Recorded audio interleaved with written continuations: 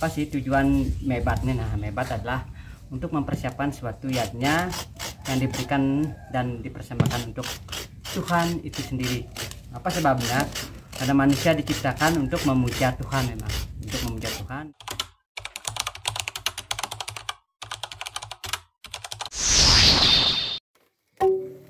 Om Swastiastu. Kali ini aku akan membahas tentang apa sih itu tujuan dari piodalan yang dilakukan setiap pura yang mayoritas di Pulau Dewata, Bali. Nah, sebelum aku membahas tujuan dari piodalan, yuk kita kenali dulu apa sih itu pura. Pura adalah tempat suci umat agama Hindu yang mayoritasnya ada di Pulau Dewata, Bali, yang sudah dikenal di seluruh dunia. Nah, sebelum melaksanakan piodalan atau otoran di pura, tentu saja ada puranya atau tempat suci tempat kita melaksanakan persembahyangan. Setelah ada pura yang sudah diproses sesuai dengan adat istiadat itu sendiri agar pura itu menjadi suci maupun sakral. Disitulah ditentukan adanya maupun odalannya. Odalan setiap ada perbedaannya. Hari pelaksanaannya ada yang melakukan 6 bulan sekali, ada yang melaksanakan 1 tahun sekali. Itu dari semua kesepakatan di adat masing-masing atau sebagai pengelola pura tersebut. Odalan yang dilakukan 6 bulan sekali menurut kalender Bali, uku atau wawaran, tentu menjadi 210 hari. Nah, walaupun begitu kadang dilakukan 2 periode 1 kali. Contohnya sekarang diadakan piodalan lagi 6 bulannya, tidak lagi dilaksanakan 6 bulannya, berarti pelaksananya 1 tahun atau 420 hari. Ada juga yang melaksanakan 1 tahun sekali, yaitu menurut sasih. Contohnya Purnama Kedasa, pelaksanaannya dilakukan, begitu seterusnya kembali sesuai dengan sasihnya itu sendiri. Itulah sedikit tentang pura maupun adanya otonan atau hari kelahiran pura tersebut. Berarti kata pura berasal dari bahasa Sanskerta yang berarti benteng atau tempat yang dikelilingi tembok dalam konteks agama Hindu.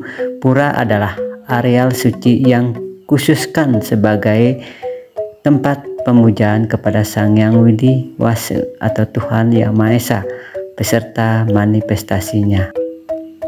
Ciri khas pura, struktur dan tata letak pura dirancang untuk mencerminkan prinsip-prinsip kosmologi Hindu.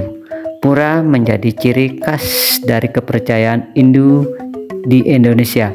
Pura merupakan pusat kegiatan sosial dan budaya bagi masyarakat Hindu. Makna dari pura dalam agama Hindu yaitu tempat berbakti kepada Tuhan atau ide Sang Hyang Widi, tempat memohon dan bersujud kepada Tuhan, tempat memuja roh-roh atau suci leluhur, tempat bersemayamnya para dewa, tempat kegiatan keagamaan dan spiritual. Nah, itulah sedikit tentang pura, dan sekarang aku akan membahas tentang apa sih tujuan dari piodalan. Oke, lanjut.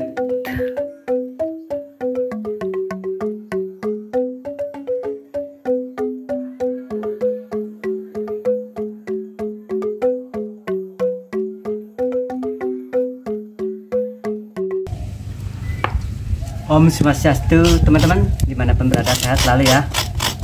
Kali ini aku sudah siang hari persiapan mebat nih, mebat. Nah, itulah swadharma kita sebagai agama Hindu, tak lepas dari suatu proses. Nah, ini adalah namanya ngerek-reknya ini untuk persiapan mebat di pura nih. Persiapan mebat di pura. Apa sih tujuan mebatnya? Nah, mebat adalah untuk mempersiapkan suatu yatnya yang diberikan dan dipersembahkan untuk Tuhan itu sendiri. Apa sebabnya? Karena manusia diciptakan untuk memuja Tuhan, memang untuk memuja Tuhan, dan berterima kasih atas pemberian kita sebagai manusia di dunia ini untuk menjalankan swadharma kita agar kita dapat mempunyai perbuatan dulu, mungkin kita dapat memperbaiki di masa sekarang gitu.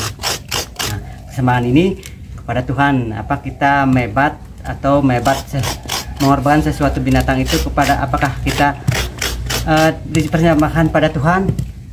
Ya, kita persembahkan pada Tuhan, tapi Tuhan yang akan mengolah siapakah yang diberikan persembahan itu, yang dipersembahkan oleh manusia itu, yang dipersembahkan oleh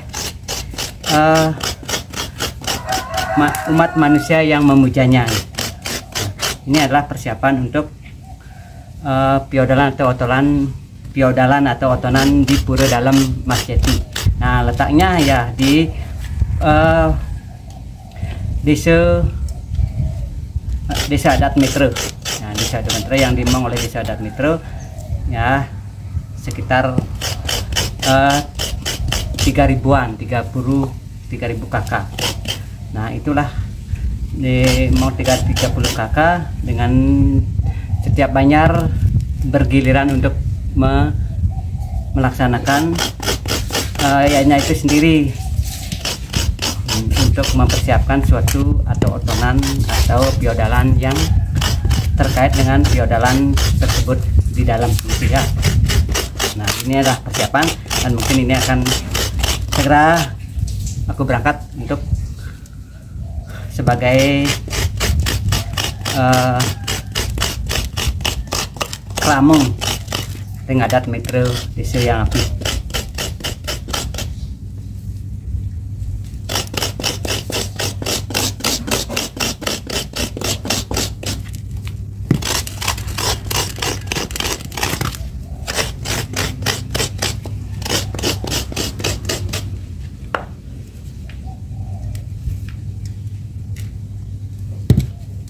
Sekarang kita berangkat, kita persiap-siapan dulu.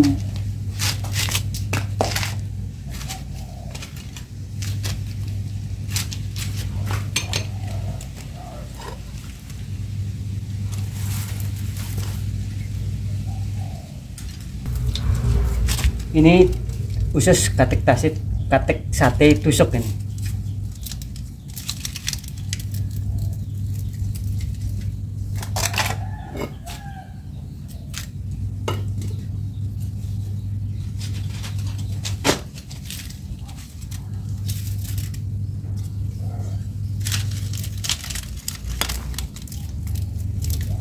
Ini usus kotek sate empol, atau digunakan dengan nantinya buah kelapa dicampur dengan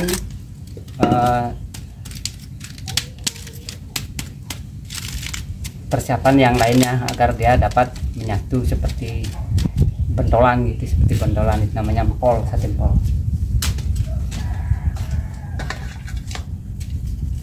Ini persiapannya, nanti persiapan yang lain juga. Oke. Setelah aku sampai di pura, tentu saja sudah dipersiapkan untuk dalam rangka melakukan persiapan atau proses-proses persiapan untuk yadnya. Nah, proses itu tentu saja kita membutuhkan bahan-bahannya dan cara penyajiannya secara khusus untuk nantinya, agar kita dapat untuk mempersembahkan pada Tuhan yang kita puja di tempat pura yang kita sungsung gitu. Nah, aku akan memaparkan sedikit tentang cerita yadnya atau mitologi yadnya. Pada awalnya, Sri Maharaja Segara yang memerintahkan negeri Ayodhya mempunyai putra bernama Asuman yang lahir dari istri pertama yang setelah dewasa menjadi seorang petapa, sedangkan dari istri kedua beliau dianugerahi putra berjumlah 60.000 orang. Nah, diceritakan pada suatu ketika raja berkeinginan mengadakan yadnya yang besar, ia disebut dengan upacara korban kuda atau Aswamedha yadnya. Upacara ini seharusnya adalah yadnya yang harus dilandasi oleh keinginan tulus berdasarkan pada kesucian pikiran, perkataan dan perbuatan. Namun inti yadnya ini tidak dipegang teguh oleh raja. Ia mengadakan Aswamedaya yadnya adalah dilandasi sifat emosi individual, hanya ingin mendapatkan kemasyhuran pribadi dan pamer kekuasaan. Nah, para dewa atau Dewa Indra yang mengetahui maksud raja segera kemudian berinisiatif untuk mengadakan upacara ini. Dewa Indra kemudian menjelma menjadi orang jahat atau asura dan mengalau kuda yang digunakan dalam upacara itu masuk ke dalam tanah. Mengetahui kejadian ini, raja segera amat marah. Beliau memerintahkan putranya yang berjumlah 60.000 itu mencari kuda yang raib. Ketika putra-putranya gagal mencari kuda yang hilang itu, maka murkalah sang raja. Beliau segera memerintahkan kembali untuk mendapatkan kuda tersebut dan tidak diperkenankan kembali sebelum upayanya mendapatkan hasil. Nah, kuda yang dicari itu kemudian ditemukan di tempat pertapaan Begawan Kapila. Tanpa basa-basi, putra-putra raja segera menuduh sang Begawanlah yang mencuri kuda tersebut. Akibat perbuatannya ini, maka Begawan Kapila menghukum semua putra-putra raja segera dengan membakarnya menjadi abu lewat pancaran sinar suci yang keluar dari mata beliau. Raja segera menjadi cemas dan gelisah karena putra-putranya tidak pulang. Diperintahkanlah Asuman untuk menyusul saudara-saudaranya. Setelah sampai di tempat Begawan Kapila, ia dengan sopan dan penuh hormat bertanya kepada Begawan tentang kuda-kuda yang ditemuinya. Beliau kemudian menjelaskan bahwa kuda itu bukanlah miliknya. Kemudian kuda itu diserahkan kepada Asuman. Sebelum memohon diri, Asuman menanyakan tentang hal ikhwal saudaranya. Tentu Asuman menjadi sedih mendengar penjelasan Begawan, namun sang Begawan bersedia menghidupkan semua putra-putra raja segera itu jika Dewi Gangga berkenan turun dari surga ke bumi. Nah, sang Begawan berkata, "Lakukanlah tapa untuk memohon agar Dewi Gangga turun ke dunia." Sang Asuman menyatakan bersedia dan memohon pamit sambil menuntun kuda-kudanya pulang menuju kerajaan. Apa yang dialaminya kemudian diceritakan kepada ayahnya. Begitu pula tentang cara menghidupkan kembali semua putranya. Dari sinilah raja baru menyadari seluruh perilakunya yang salah.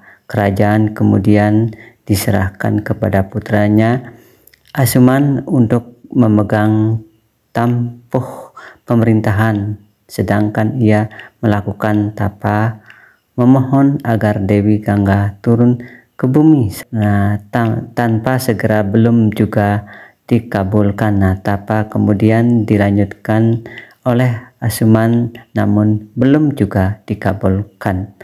Begitu pula dengan putra Asuman yang bernama Dilipa juga belum berhasil. Akhirnya atas perkenan Dewa Brahma dan Dewa Siwa, maka Dewi Gangga dapat diturunkan dari surga berkat tapa sang Bagirta atau putra Dilipa. Karena derasnya aliran dari Gangga tersebut, maka Dewa Siwa menahannya sehingga akhirnya menjadi tercerai-berai menjadi aliran besar dan kecil yang kemudian dikenal dengan Astatirta, yang diantaranya terdiri atas Yamuna dan Saraswati. Sementara sumber mata air pertama yang berada di surga disebut dengan Pramesiwo. Nah, menyimak isi dari cerita tersebut di atas secara divisit atau tersirat. Fungsi penyucian terhadap alam semesta melalui yadnya, bahwa yadnya bukanlah hanya sebuah pengorbanan atau bakti yang berwujud secara konkret berupa hal-hal secara fisika semata, seperti yang dilakukan Raja Sagara yang hendaknya melakukan Aswamedayatnya.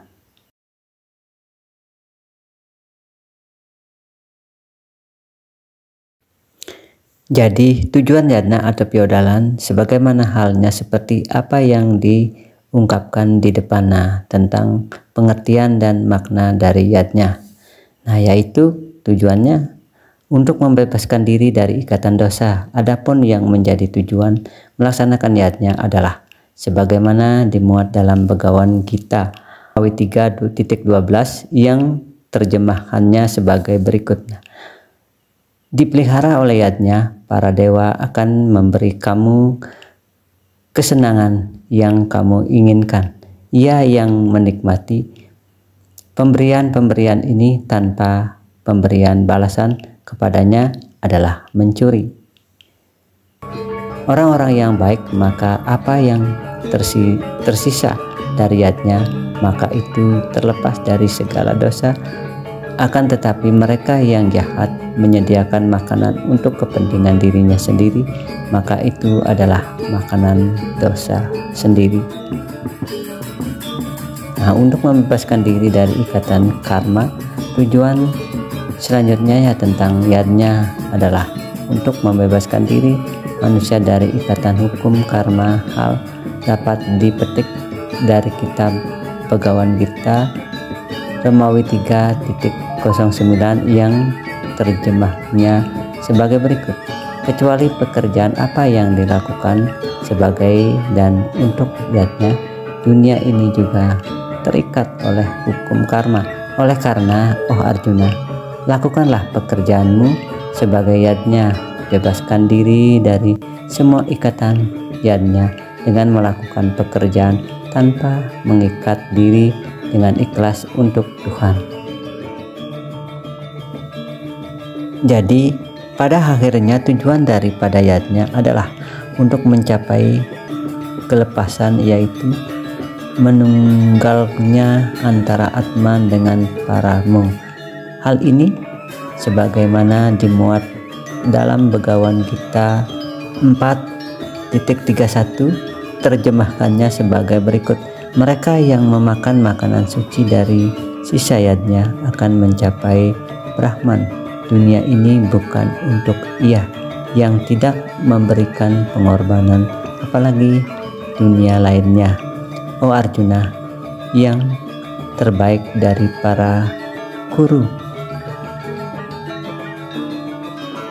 Nah, di dalam Lontar Sunarigamo ada disebutkan bahwa barang siapa yang tidak memelihara dan tidak melaksanakan kewajiban di Pura Pusa, tentu masyarakat sekitarnya akan kekurangan sandang pangan dan tidak terpeliharanya kehidupan masyarakat setempat, karena Dewa Wisnu sebagai pemelihara atau setiti dengan saktinya Dewi Sri yang menguasai makanan tidak akan merestuinya.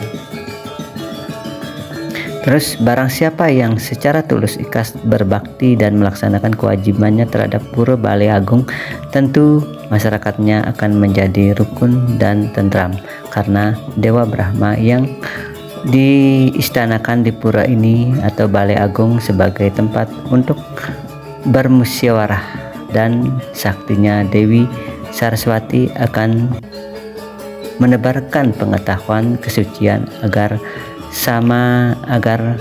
menjadikan sama dalam perkataan, sama dalam perbuatan, dan sama dalam pikiran, sehingga apa yang menjadi harapan bersama akan dapat terwujud dengan baik. Terus, dan barang siapa yang tulus ikhlas berbakti dan melaksanakan kewajibannya terhadap pura dalam, tentu masyarakat itu akan menjadi aman dan damai dan harmonis, karena terhindar dari mara bahaya, karena Dewa Siwa atau Iswara yang dipuja dengan saktinya Dewi Durga sebagai penguasa kematian, dan Dewi Uma akan senantiasa menjauhkan segala rintangan mara bahaya kepada umatnya. Bila terjadi ketidakharmonisan di masyarakat, maka akan dilakukan upacara atau guru piduka kehadapan Betara di Puro Dalam, dan bila ketidakharmonisan itu muncul akibat mewabahnya sasab merana, maka upacara itu dipersembahkan kepada Dewi Durga atau Uma sebagai menguasai kekuasaan sasab merana. Berarti tujuan piodalan di puro dalam agama Hindu antara lain mewujudkan kehidupan harmonis dan kesejahteraan, serta untuk mengungkapkan rasa terima kasih kepada Tuhan Yang Maha Esa. Tujuan piodalan di puro mewujudkan kehidupan harmonis dan sejahtera lahir batin, ungkap rasa terima kasih kepada Tuhan Yang Maha Esa, mempererat tali persaudaraan dan kebersamaan antara umat, melestarikan tradisi dan budaya yang diwariskan leluhur, membayar hutang karma dosa kepada Tuhan Yang Maha Esa. Piodalan atau odalan adalah upacara keagamaan Hindu yang memperingati hari ulang tahun pura.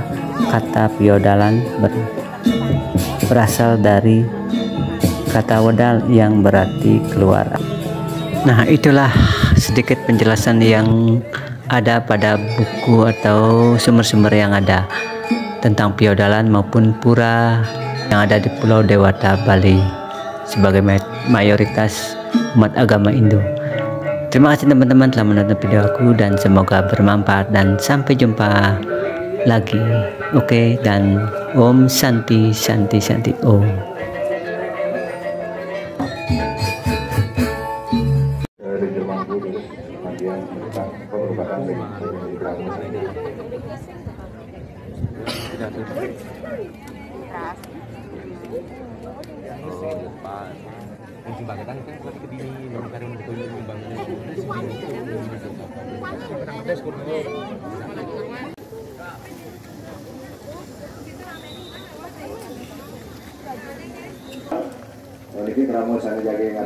Lokasi puro ini berada di Desa Adat Mitra, Kecamatan Temuku, Desa Yang Api. Nah, ini disebut Puro Dalam Agung Mas Jati, yang disungsung oleh 9 Banyar yang meliputi sekitar penduduknya 2000 kakak.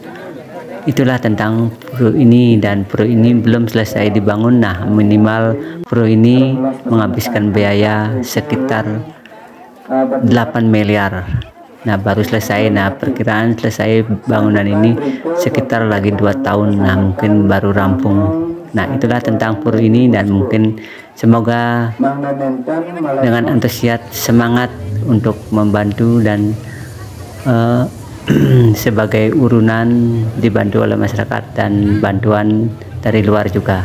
Terima kasih, dan itulah tentang Puro Dalam Masjid Agung di Desa Adat Mitra. Dan sampai jumpa.